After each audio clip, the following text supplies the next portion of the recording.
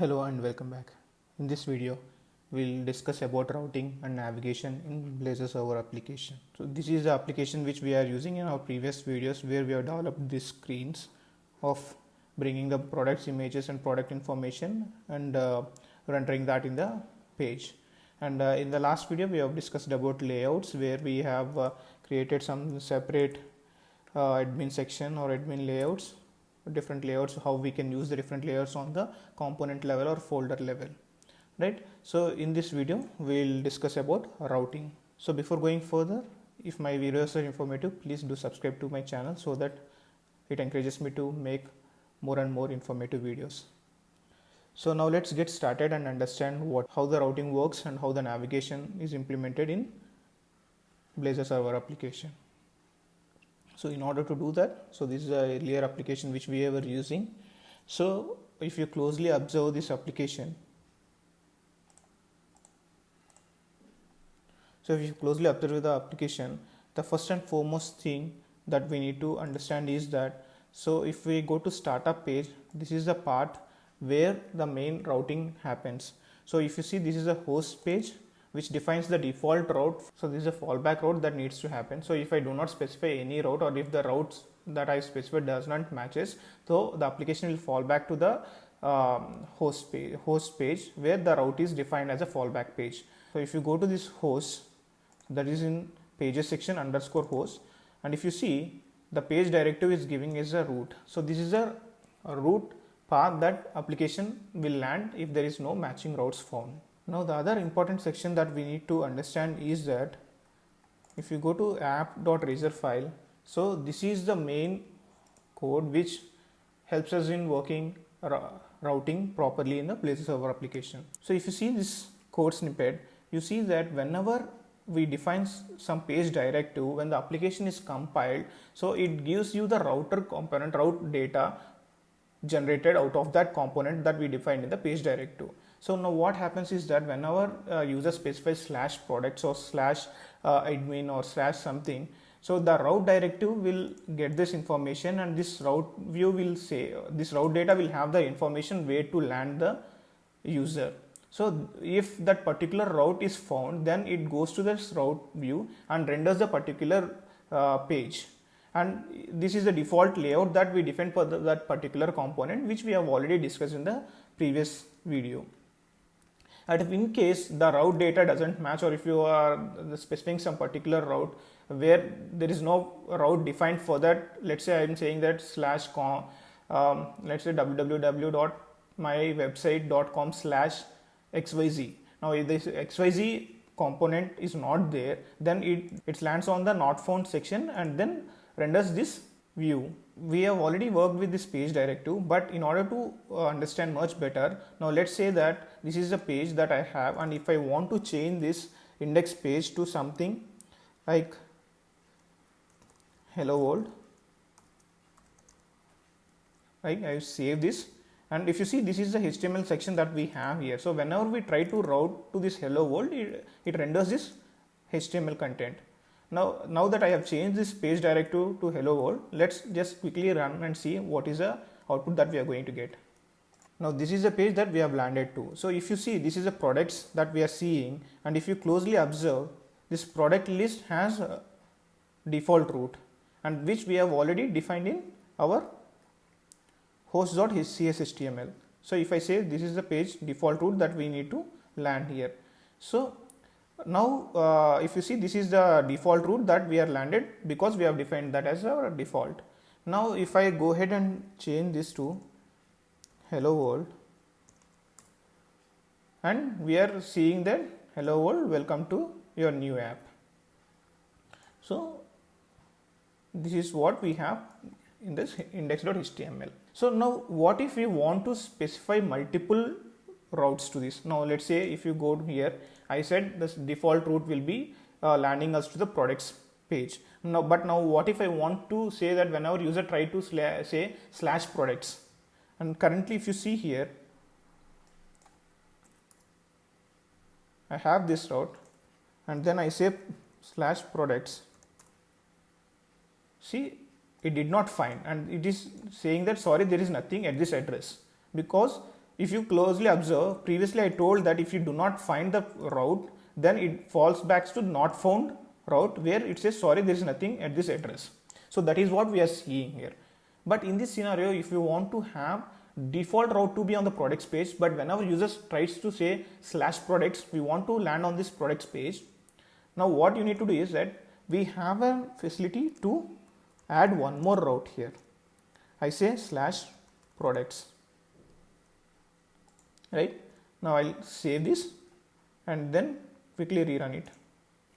Now as we already discussed, default will be on products page, and previously when we tried to enter this /products, we were landed into not found section where it was showing this there is nothing available at this route. Now that I have added other page directive to that products component, now let's see what's happening. See, if I go ahead and try with products, then also it is landing us to this products page. So in this way we can add multiple page directives based on their requirement for a particular Razor component. As a next step, let's see what if I want to pass something like 1, or let's say I want to say iPhone, and I want to do some particular operations based on the parameter that I received from the URL. So in order to do that, what we can do is, first suppose let's say hello world route that we previously used. So this is what it is showing: hello world, welcome to your new app. Now let's say I want to send something like 1, and I want to see hello world 1, or else something string I want to say Raviteja, and I want to see that name.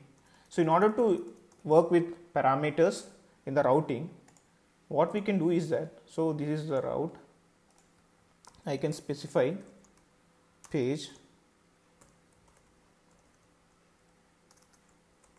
hello world, and within the parentheses I can say that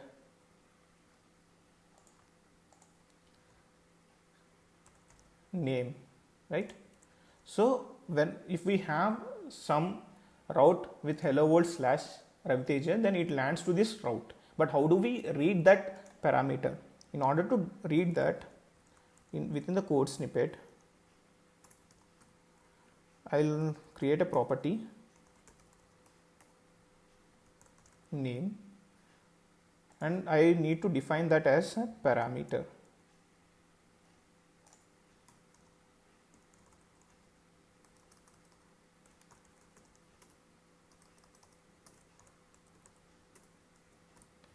So once we have this, and I will use that name here, right? So now let's quickly run and see whether we are able to pass the name to that particular route and use that value. This is the landing page that we have. Now I'll say hello world. If you see, nothing is happening. It renders the same thing, but whenever I say hello world Raviteja, and see, this parameter is used and we were able to read that value Raviteja, right? This is how we use it. Now let's go to the landing page, and here I want to see, whenever I click on this link, I want to redirect to other page, and I want to show the particular product ID of this based on the click that I have. Based on the product I have clicked, I want to navigate to other details page of this product and see the information of the product ID, right? So in order to do that, we can use a navigation manager which navigates us from one page to other page. So let's see how we can use that. So this is the products page that we have. So in order to work with navigation manager, we need to inject that navigation manager service, and say navigation manager, and then I'll go ahead and write a code snippet. So I'll write a method where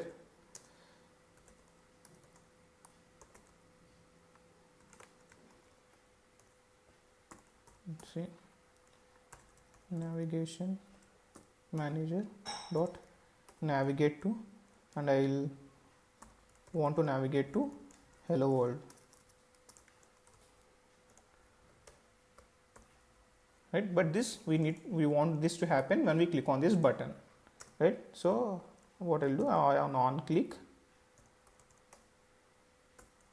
I'll define navigate to. Now quickly run and see this. We have landed into the default page. Now when I click on this add button, we are redirecting it to hello world page, right? So our navigation is working fine. But now, as I earlier told, when I click on this button, I want to navigate to this page, hello world page, but I want to have the product information like product ID or something. So in order to navigate to other page by passing the parameters, what we need to do is that, so let's say I want to pass this product ID information to this method, and in order to do that, I need to use the function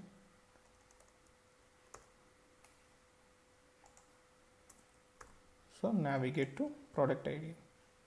So but this navigate to should accept this information, some int PID, and here I can pass that information.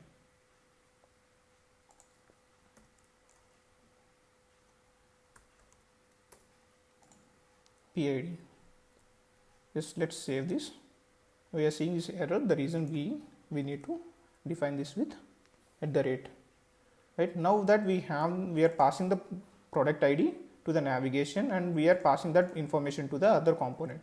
Now let's quickly run and see whether we were able to pass this information to the other component.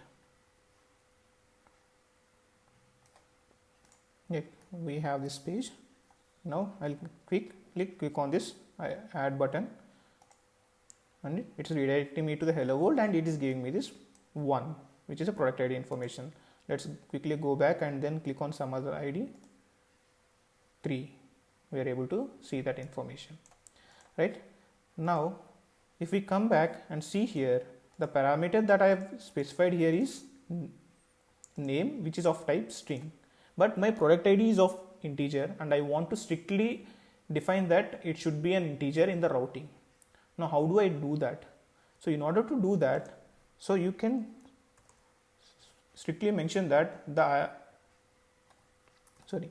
the one that the parameter that it is being passed should be of type integer, so that I can go ahead and change this to integer.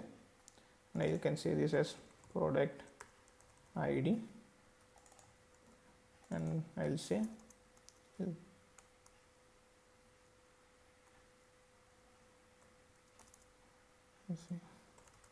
you have selected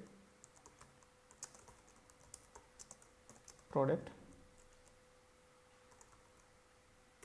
ID, and here we are using this product ID, so we need to change this property name as well to product ID. Now let's run and see it. Right, this is the landing page. Now I'll go ahead and click on one of the product, and it is saying you have selected product 1. So which here now we are restricting that to type integer. So let's see, go ahead and see, we are selected to product 3. So this is how we can work with routing and navigation in Blazor server applications. Hope this is helpful, and if it's informative, please like this video and subscribe to my channel so that you will be notified next time when I upload new videos. Thank you.